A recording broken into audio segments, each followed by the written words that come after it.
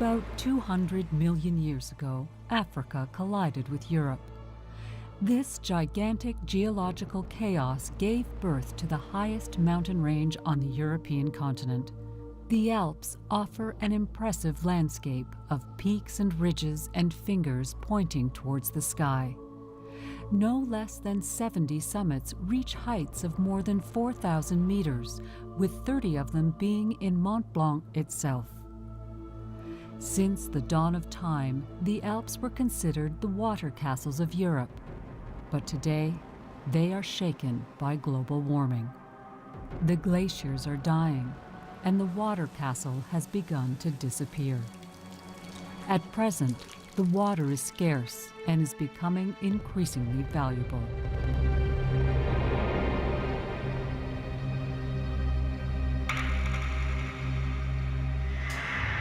Situated in the heart of Europe, the Alps stretch over 8 countries. It is in France, in the area of Haute-Savoie, that you find the famous Chamonix Valley, situated at the foot of the snow-capped Mont Blanc. This history unravels more specifically in the village of Ouche, a resort famous for hosting World Cup ski events. The village is situated at 1,000 meters above sea level, and almost 3,000 people live here year-round. After a long night in February, the mountain slowly wakes up from its snowy sleep. Soon, the sunshine will heat the valley and wake the farms and chalets. It's at the foot of these mountains that Pascal Payot lives, the last goat farmer in the region. It's not yet 7 a.m., and Pascal starts the day the same as always. His goats seem to have escaped from Alphonse Daudet's famous book, Mr. Séguin's Goat. He shares an intimate moment before getting down to serious business. Good morning, 1415. How are you today? This year, more than ever, Pascal is attentive to the weather conditions. There is one thing I look at closely, and it is the snow during the winter, because if we do not have snow when the spring comes and the weather gets warmer, the snow, when it melts, it turns into water, and it is at that point that vegetation normally grows. It turns out that over the past few years, the vegetation has had a hard time starting to grow due to lack of water. I've observed that often. And so it is important to have snow. This year I'm a little worried because, well, on the northern slope there is still snow, but not the amount that there should be. On the southern slope, if there was no snowfall in March, we would start our spring in a drought. 1 centimeter of snow turns into 1 millimeter of water when it melts. What do we do without water? Allez, fais ça à deux, ça va mieux encore. After spending 20 years in the military, Pascal became a farmer. At 49 years of age, this late change of profession is the realization of a childhood dream. It is a privileged moment, milking, because it is there that we see the state of the goat, see if nothing happens. If a teat is a little hot, the start of a little inflammation, the condition of their hair, their nails, and finally their hooves. It is because of this that I am dedicated to this profession, because we really do have the animals under our care, so it's important. What is interesting is that they all have a personality. It makes the animal whole. It's a bit like a human. That is why I call them grunts.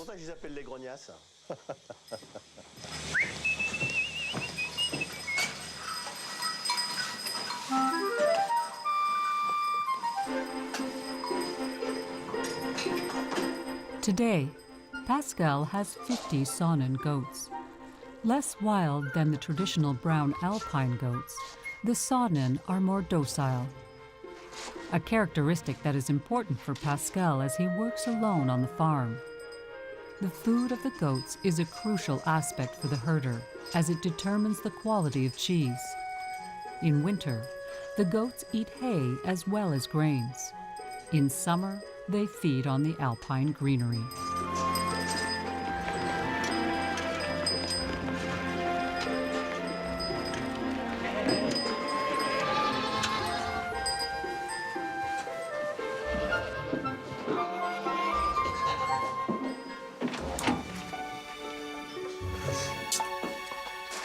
Over the past few years, with the climatic changes, the making of the cheese has become very complicated. In winter, the feed has become more and more expensive, and in summer, the pastures are subjected to the climatic instability. It's a human activity that has always existed in this area, and it could be doubtful if global warming or climatic change worsens. Perhaps at one point we will say, and now what do we do? Pascal has a good reason to worry. They are well into February, and the snow has not yet fallen. It is a tragic situation since for the first time in a very long time, the Alps' lack of snow in the heart of winter means that the tourist season has been compromised. In the Chamonix Valley and all the European mountains, global warming is indeed a reality. With a 1.5-degree increase in temperature, it is 3 times higher than the world average. Jan Giesendanner is a climatologist. He works for Météo France as a weather forecaster for the Alpine area. He is also a weather forecaster for the large international expeditions on the mountain peak. Jan is a true ally for Pascal. Hello, Jan. Ah, hello. How are you on this beautiful day? The usual. So, I have a question to ask you regarding next week's weather forecast. Listen, it's simple. We've had a month and a half of relatively nice weather, and here it will change. There's a little bit of cold and snow. There really is a change, and after that, the following week, we find ourselves again with nice weather. It has been 2 years that I have seen, for example, that by the 15th of September, there is no more water in the stream that feeds the source of the Glacier pasture. Is it directly linked, do you think, since 2003 at least, to the retreat of the glaciers? If this phenomenon continues, will we one day eventually have no more water on the pasture? Yes, of course we're going to have concerns. We could have a drought, we could get to where conditions of life are difficult. There will never be a consistent climate. It's never consistent, but it's true that we must expect changes. What we would really like is to have snow all winter long to ski. That would be nice for the harvest, and it would be nice in the summer for the people to come to the mountain. We have an economic activity in Haute-Savoie that is closely linked to the weather, but it's an extremely fragile economy. It can work perfectly for a few years, and then it can decline very, very rapidly. But I strongly believe in the human intelligence. Sometimes there are people who can invent things, and who can do things. Yes, I think that the old proverbs no longer exist. It has paid. Yes, it has paid. Agriculture is not the only sector that suffers from global warming and lack of water. It also affects tourism. The survival of the ski resorts depends on the winter visitors. And here arises a great paradox. In the period of peak tourism, the ski resorts multiply their water consumption by 10. Between the domestic usage and the production of artificial snow, the demand for water is sky high. Furthermore, in winter there is less water as the glaciers do not melt until spring. So I had planned on bringing the snowshoes, but there is a lack of snow today, so we will not bring them. It will help us avoid having to lug them on the little road of snow that we will have. However, we will bring the sticks to be more stable in areas where there is a little bit of ice. Okay? Like many of the mountaineers, Pascal has 2 jobs to make ends meet. He is also licensed to be a mountain guide. When he is not with his goats, he shares his passion of flora and fauna with the tourists. Look over there on the small piece of snow. We are almost at the conditions for the beginning of April. What I mean is that the weather is warm enough to melt the snow, and there you can see the grass beginning to grow. Do you see that? And if this continues within a week, I bet you that small flowers will arrive to announce spring. But we are far from spring. So in February, to see this, it is absolutely not normal. If we get a deep freeze in the month of March, then the flowers will freeze and it will endanger the production cycle. Okay, let's go. How long have you been in the valley, Pascal? I have always been here. Were you born here? I was born here. We are going to take the path to the right, but before we enter the forest, we will look at the view. The massive Mont Blanc. I have one thing to say about the glaciers. We can say that over the past 4 or 5 years, there has been an acceleration of the melting of the glaciers. I am from the valley. I live at the foot of the Bassin Glacier. Year after year, I see it recede at a high speed, and it causes a problem that if we don't do something in the future, and it continues at the same rate, what will happen to the water supply in the valley? Especially in the large peak, right? There, especially during the resort peak seasons. Especially since urbanization does not want to slow down. But this melting, it is due to global warming, but also due to the lack of precipitation, right? It is everything. When we see the conditions, the lack of snow, if it falls in March, we can maybe make up for the loss. But if it does not fall, we will start the spring with a drought. If we have a summer like in 2003, we will really have a drought. And so if in the fall, as it seems to come year after year, we must explain how to restore the groundwater. Yes, but it's still a natural phenomenon. The melting of the glaciers? I agree with you. But when we have the phenomenon combined with drought, let's say, and the lack of precipitation all year around, more retreating glaciers, melting of the snowfields, etc., there is, at one point or another, an impact on human activity.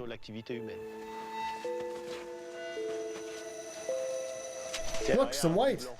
It is so nice to see some white. Yes, the snow.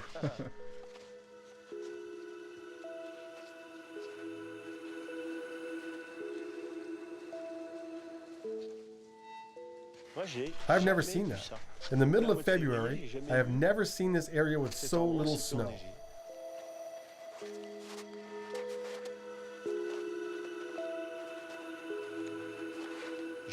We never walk on ice. We never have such low streams like this. It is covered with snow everywhere. And we don't have all this dry vegetation here.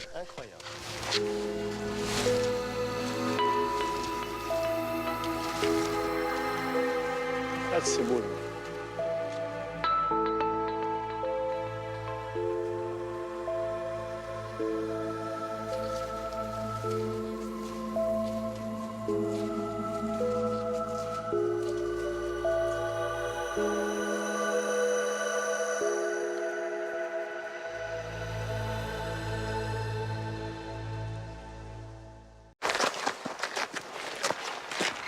Hello. How are you? Good. Shall we go? Right side of Argentière? Like always. We will look at the glacier. OK.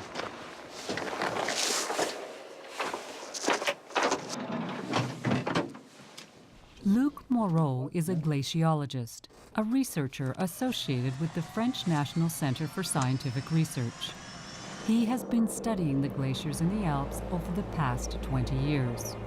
Today, he is going up to the Argentière Glacier at 3,200 meters high. Jean-Franc, a friend and mountain guide, is going with him. The retreat of glaciers is the most spectacular manifestation of global warming in the mountains. Seen from the sky, it is hard to imagine it disappearing one day. Despite the melting, the mountains still show their teeth, and the crevices, their gigantic scars of ice, bear witness of the breath that animates them. Several years ago, Luc developed a system of photography that allows him to measure the evolution of the glaciers day by day. Each month he comes and collects more photos.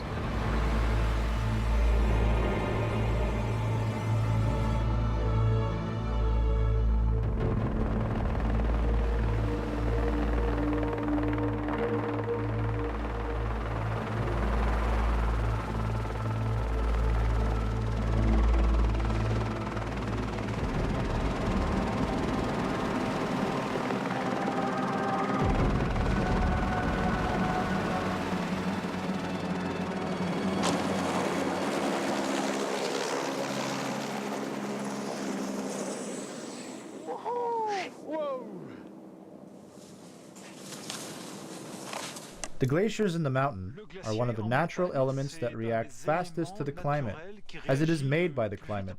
It is made by snow that makes ice and then accumulates on the top. Therefore, if the climate is favorable, it can fatten, take the thickness, and also the speed. If the climate is not favorable, as at this moment, like in the past 20 years, it gets smaller and the mass gets smaller. The glacier slows.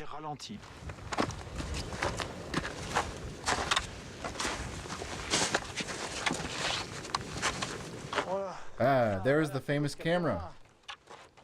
Brilliant! How long has the camera been there for? Almost 3 years. And what do you do with it?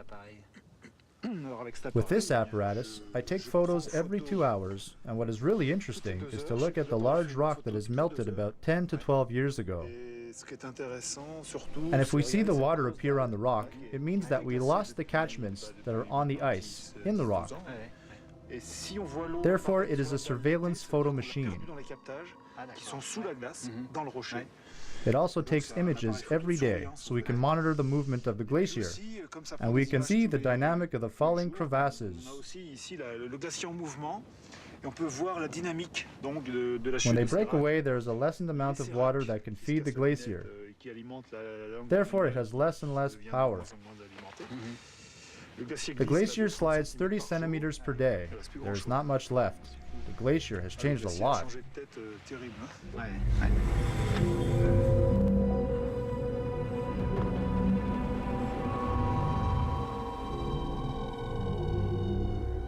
If the glaciers shrink, then the rivers dry up.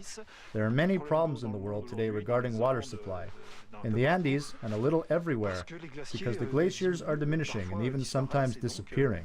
There is evidence everywhere in the world of the lack of water resources. Well, I will download the images. Only 1,722 photos remain. That is good. Okay, verification done.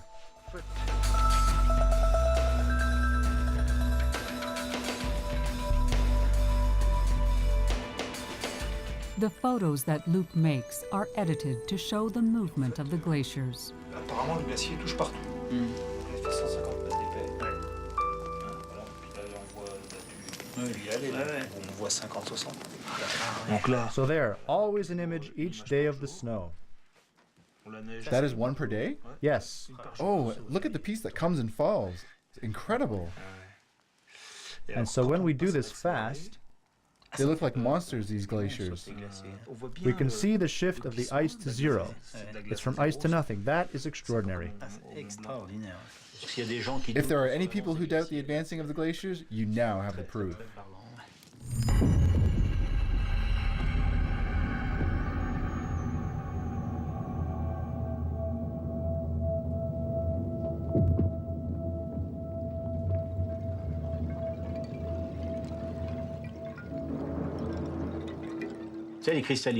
You know, the crystal gatherers are the only ones to profit from global warming, from the melting glaciers. Because over the past 20 years, the glaciers melt 2 to 3 meters a year, which leaves the possibility of rocks that, in the past, have never been discovered. As well as being a scientific researcher, Luc Moreau is a consultant to EDF Electricity of France, the world's largest utility company. Its mission is to find water sources subglacially, which is an unsuspected treasure to the production of electricity. For example, under the sea of ice, melted water has been exploited since 1970. The production of electricity from the sea of ice, it represents what in the French hydraulic production? Well, for the EDF, we say it is an average size. The installed capacity, therefore the energy that we can generate at any given moment, is 40 megawatts, and the production, it is almost the consumption of a town of 50,000 people. Unlike the conventional hydroelectrical production, this underground power station directly uses the energy from the subglacial torrent.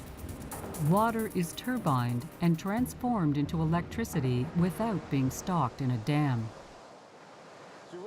You see, Luke, here we see the stream that comes directly from the sea of ice. It has a low flow in the winter, only 500 liters per second, but in the summer it multiplies by 40, up to 20 cubic meters per second. It is more of a flood, and it is from here that we capture the water and we send it towards the plant. This catchment of subglacial water is situated at the lowest level of the Sea of Ice. Because of its position, Europe's largest glacier is known to melt spectacularly. Since 1830, it has lost 150 meters in thickness. After almost 40 years of being exploited, and with the retreating of the glaciers, the initial uptake of water has become obsolete. So, this here is the historic caption of water which is under the rocks that we see here. It is an area that was uncovered at the time of construction, 40 years ago, by 130 meters of ice. It was blocked in 2009, and today it is a bit like the race against time to look for water higher under the glacier. To search for higher water under the glacier is a big job. With the retreat of the front glacier, the sea of ice was buried by falling moraines. To maintain the activity of the turbines of the plant, a first intake was provisionally installed at 100 meters from there. The only solution for EDF was to find water at the furthest possible point under the glacier to sustain the exploitation of the subglacial stream.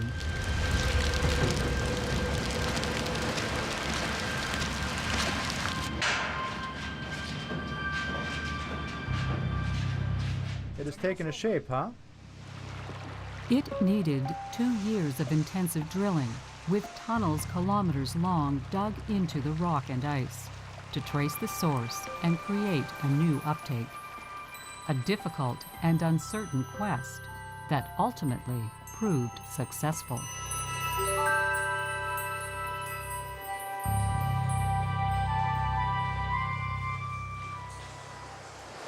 Look here. After 2 years of looking, we have found our subglacial stream. Great. We only found this stream 15 days ago. A lot of work. Great. Fantastic.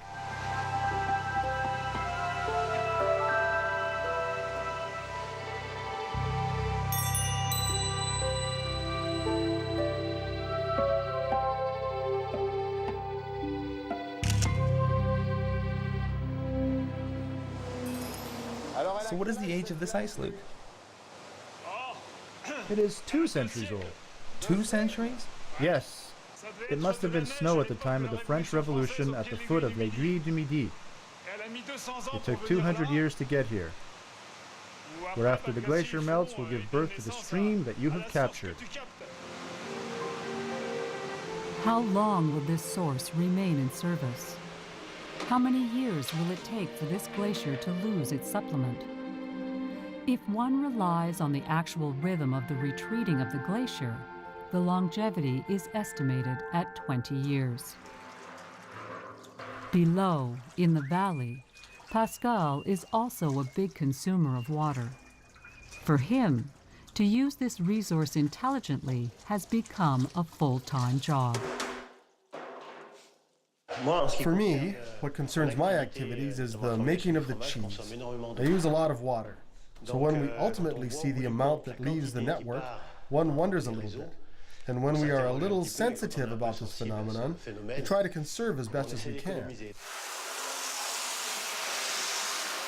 Worried about the economy, Pascal consciously uses every bit of water. For example, after making the cheese, the water used to wash the tubs is used to wash the floor. We are always concerned with the air quality, but I think we don't worry enough about the water quality or its quantity. That means that we should be aware that water will be rare in the future. It will be the white gold of the future. Also at the same time, we should be thinking about how to change a little of our habits, how to prevent these periods of no snow in relation with the tourist activities, because otherwise we will sink. I don't want to do what we always do, to be at the end of the rope and say, now what do we do? Many of the specialists estimate today that global warming is directly linked to the emission of greenhouse gases. In the context of the valleys of the Alps, more than 80% of the carbon footprint is generated by transportation. In winter, during the peak season, tourist activities are partly responsible for the abundant gas emissions in the valley. But tourism is also the victim of the climatic change with the scarcity of snow.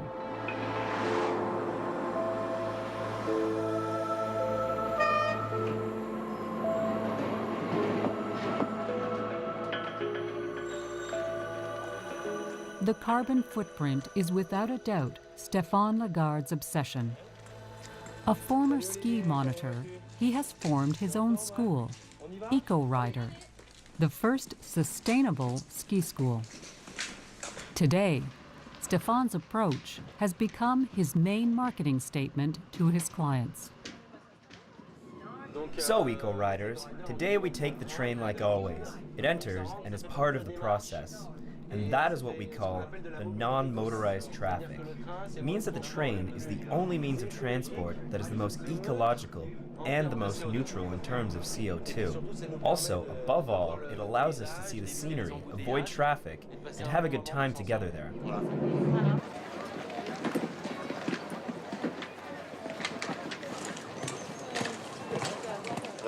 Three years ago, I created Eco-Rider to put in action an environmental approach.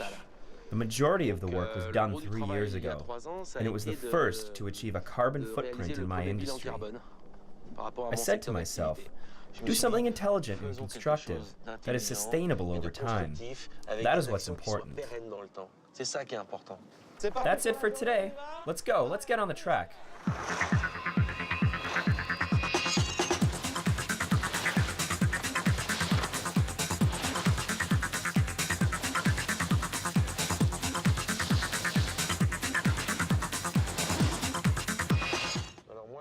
I've lived here since I was a kid. Now we see less and less snow that the winters are becoming shorter. You can see on the south side that there's already very little snow. We're only in February and it's really hot. Even us, over 20 years we see. We're well aware of what it will be like in 50 years. And so at this moment, you really must do something. Because in a world of words, we need people to do something. It's not enough to just cruise by. We must do. Stéphane's commitment does not end there. Continuing on his environmental approach, he wears ski clothes made from recycled materials. He uses 100% vegetable wax and offers his clients picnics made exclusively from local products. All right, girls, skis off. We're going. We're going to start our eco-picnic with some fine wine from Savoie. After, we'll follow it up with a soup and organic products.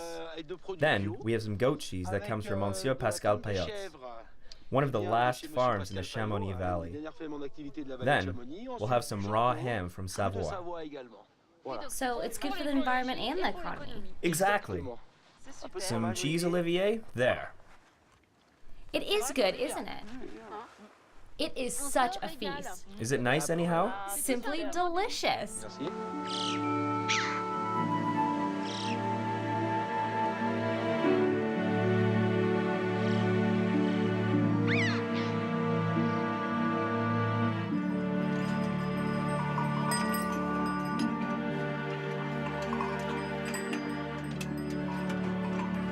During the season, Pascal organizes a snack at a farm for the tourists.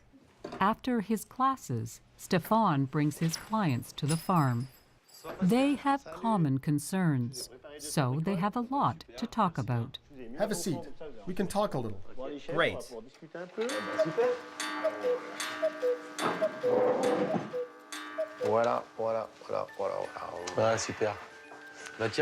Great, at the same time we can grab some food. And I brought you the result of my study on the carbon footprint from the Eco-Rider. Ah, interesting. First I'll explain a little bit about the process, and then I'll show you some numbers. Stir it well. The chocolate is at the bottom. I will sit over here. There, Pascal, the result of the carbon study that was done for me by the research center. So is it done? Yes, it's almost done. You see the whole objective of the study. The recorded emissions, the key numbers. You see, what interests me a little is the transportation. It has always been a problem in the valley, you see. It is true that the large issue is the transportation, because if we look at the other emission areas, there, in energy, we're at 9%, and within it, there is even accommodation and ski lifts. So the activity actually releases very, very little pollution. Actually, transportation is very difficult to reduce, and so to rectify this problem, I'm doing carbon offsetting at the moment. What I mean is that I'm helping reforest the Peruvian Amazon, and somewhere we arrive at carbon neutrality, in the geographical sense. Does it ease your conscience to do this? Of course, but in any case, it is a right to pollute. Okay there. Should not be a carbon disempowerment. I agree with you. That is funny. I'm in town hall. It would be interesting if those that are elected see this. It's only that I have a lot of trouble at the community level, for example, to try to pass to the next level, because I find that right now, it is not enough. No, it's not enough. The problem is that there is a history of costs. That's it.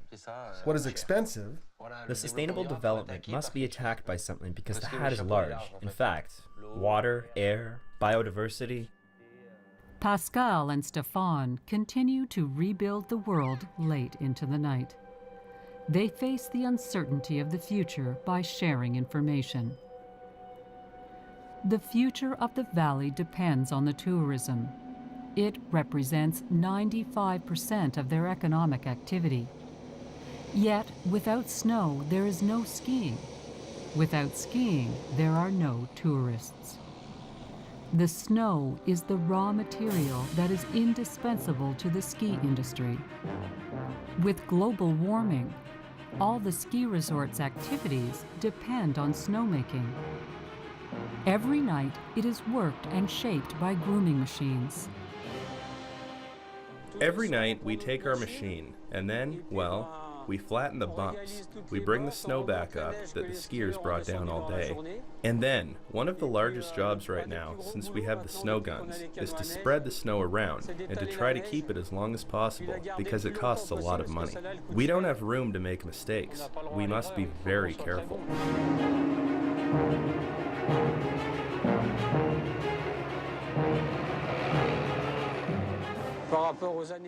Compared to the 1980s, when I first started, we had snow for the majority of the winter. Now, only thanks to the snow guns, we can stay open all season long. With the rising of temperatures, the resorts become more and more voracious with water consumption.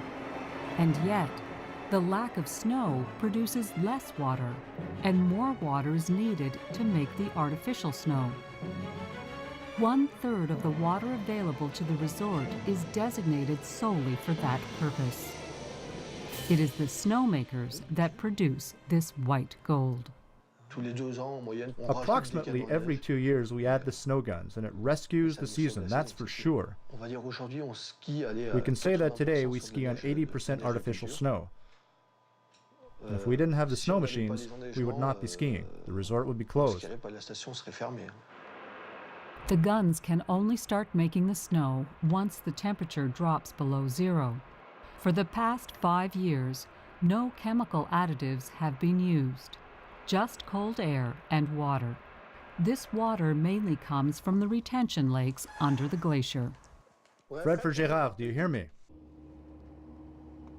Yes? Yes, just to warn you, the guns are going to start soon. We are missing quite a bit of snow. We will have to add to it. Oh, okay. See you later.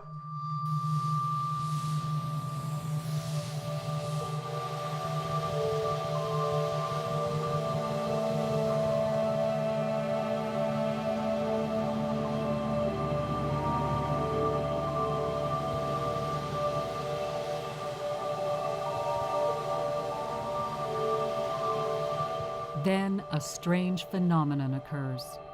At night, the northern lights come out and light up the tracks under these unlikely latitudes.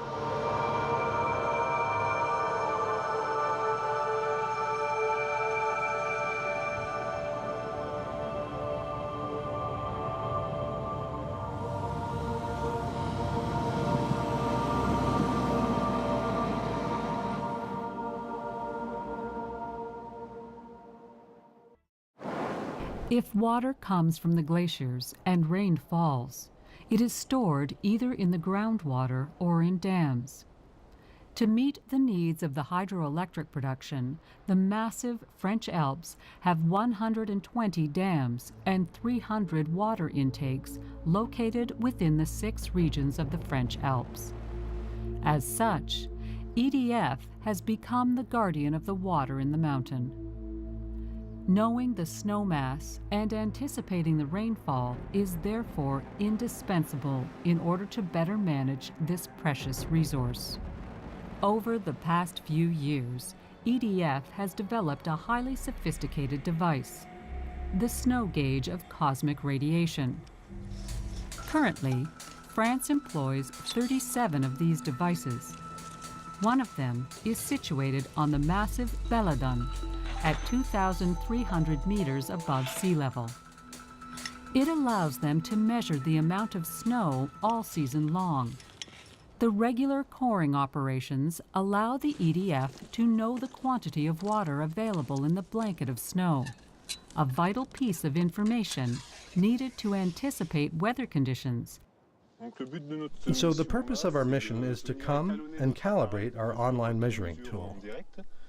So there, around the TV snow gauge, we do 5 readings, and then we take the average of the 5 to find the mean density of snow. That gives us the value for the average water on the site. The data transmitted by the snow gauge is then analyzed by the Weather Forecast Center at EDF, located in Grenoble. Within the parameters taken on site, EDF can adjust its water release. I've found that in the past 20 years, we've had many more hot years, in particular in spring, with a sudden melting that arrived earlier. And if the snow melts 1 month earlier, and if we're in a particularly dry year, our colleagues at the hydroelectrical plant know not to empty their dams, and to have the time to refill them at the right season, to have the water reserves needed for the summer.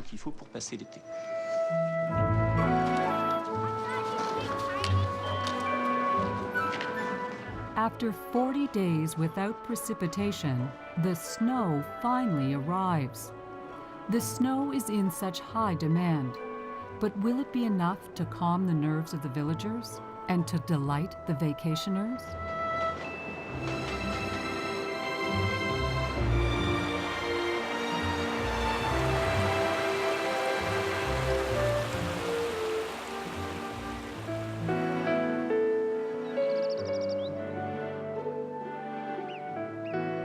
The artificial snow would have lasted only a few days.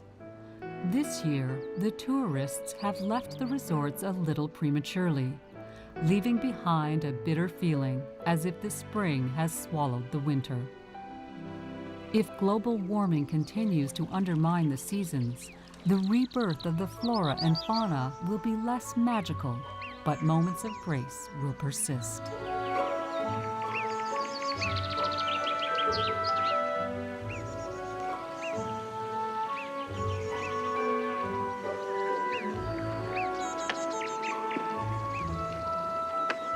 Like every year, during the first week of June, Pascal begins his long pastoral climb to join his goats at the Aiguille du Midi.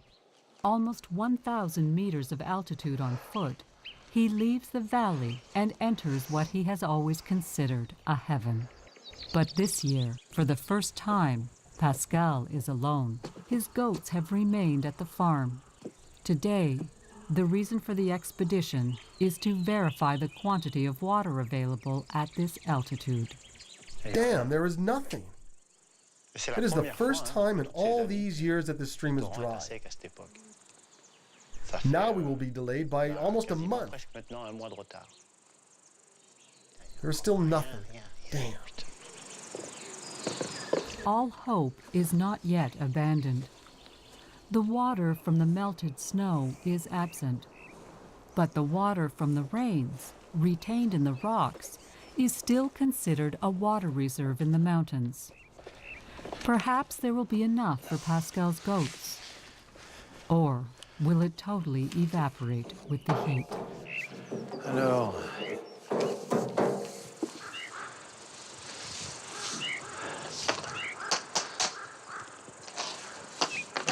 There is only a little water in the mouth of the pipe. Therefore, it means that the reserve is empty. There is no water. No water in the reserve means that there will be none for the goats to suck. It is now, at this time, there is no point in pumping. There is a deficit of water. I need to find another solution. For this year, it's over. He will have to remain below. To produce his milk, the herd consumes about 500 liters of water per day. This drought leaves everything in doubt. It is time for Pascal to try to find a solution. To abandon his farm will lead to huge economic consequences because mountain cheese will be more expensive. If this situation continues, the solutions are a flexible canvas. A large, flexible canvas that we will fill and that will hold a minimum of 20 cubic meters and will be filled with melted snow. It will eventually be the source because we are going to use all possible solutions, and the water intake, which will be a priority, will be the subglacier water that overlooks the pasture up there. But it is relatively high at 2,500 meters above sea level. Beyond the economic, floristic, and personal interests, this mountain helps maintain the pastoral traditions in the Alps. These pastures are part of the identity of the mountain, so I think that we should not allow ourselves to lose this type of activity.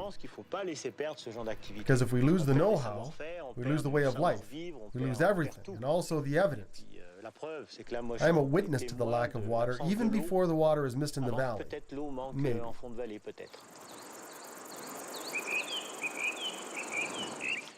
Oh, Florian! Oh, hello, Pascal. Hello. Oh, the flowers have all wilted. It's happened very quickly this year. Florian Messiaen works for the Center of Research on Altitude Ecosystem on a project called Phenoclim.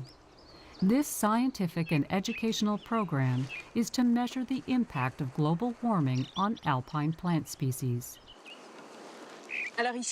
So I come here every week to observe many species of trees. I see the spruce, but also I try to locate the larch as well, to see where they are in their spring growth. They are rather common trees and not particularly at risk. However, what will be interesting is to see how the vegetation that is around us every day will be able to deal with the changing of temperature. And as the temperature rises, as it's happening now, the earlier it will flower. But it's not something that will be able to shift indefinitely. We would like to know how they will adapt and survive, because perhaps they may not be able to grow at the same altitude. And the problem is that we do not have long-term data on the vegetation.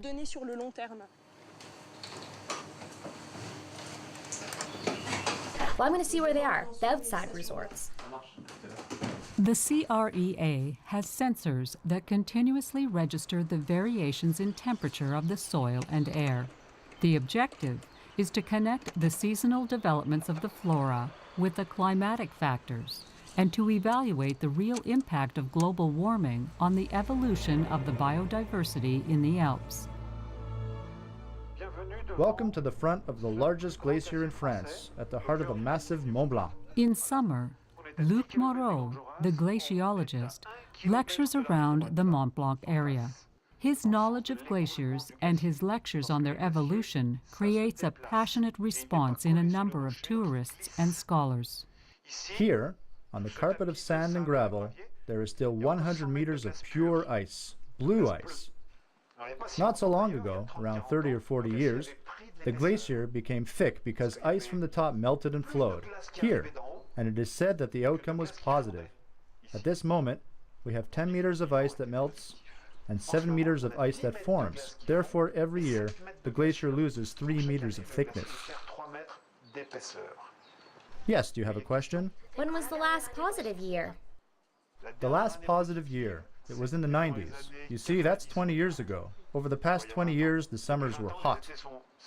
The thickness of the ice stays average in the winter, but the summers are so hot that the glaciers lose a lot. The Chamonix villagers build service paths every year, several meters across, to allow climbers to reach the surface of the sea of ice. In 15 years, around 60 meters have been added to the rock. That is the equivalent of 20 floors.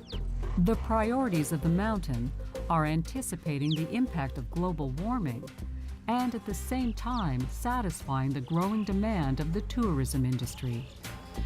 For now, skiing remains the most lucrative entertainment, and few resorts are ready to abandon it. In this spirit, preparing the slope is important. We meet up again with Gérard, the person responsible for fixing the damage in the winter. In summer, he cuts the grass and does all the work to optimize the slope.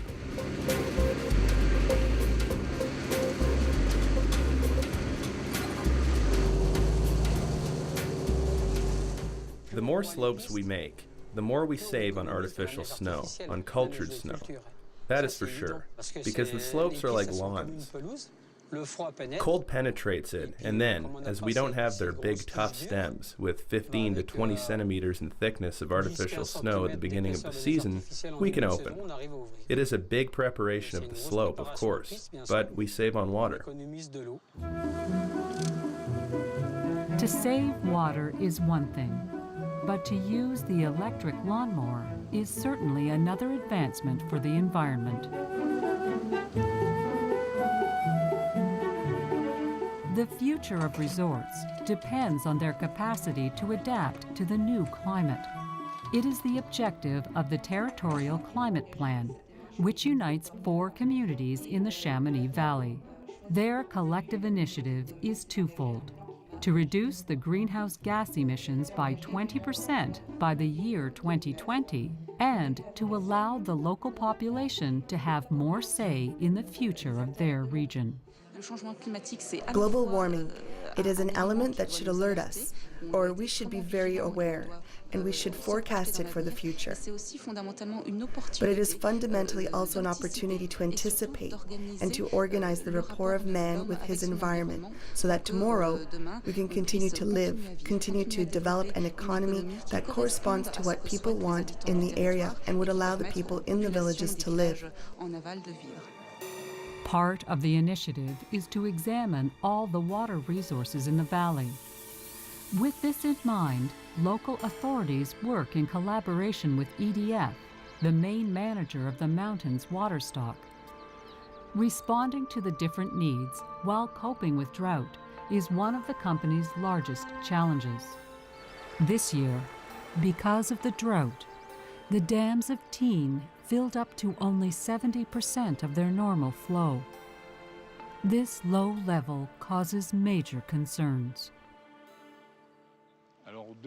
So, since January, a few of us have gathered to regularly check on the state of the water resources in order to optimize its use. Several needs were expressed. One part for hydroelectric production, another part to diversify the water users, and the cooling of nuclear power plants or thermal power stations.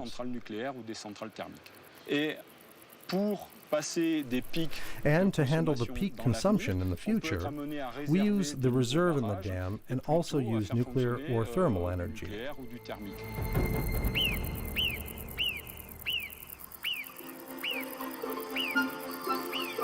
Not far from here, in the neighboring valley, Mr. Payol's goats have gone out.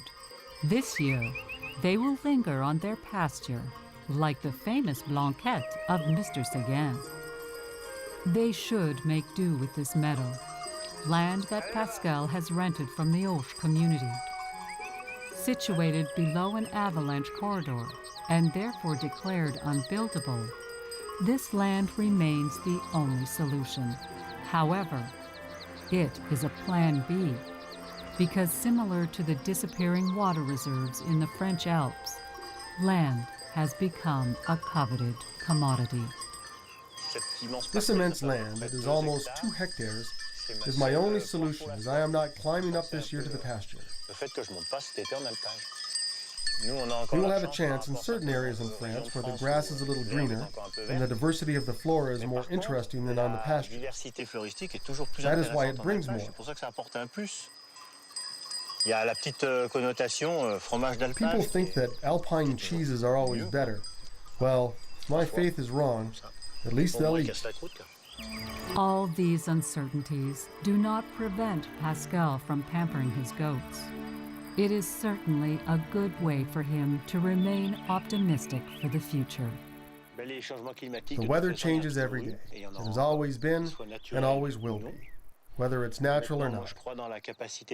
Now, I believe that man can adapt and deal with the problems, and today the fact that we lack water will force us to choose a little different path and to be in perfect harmony with the natural environment.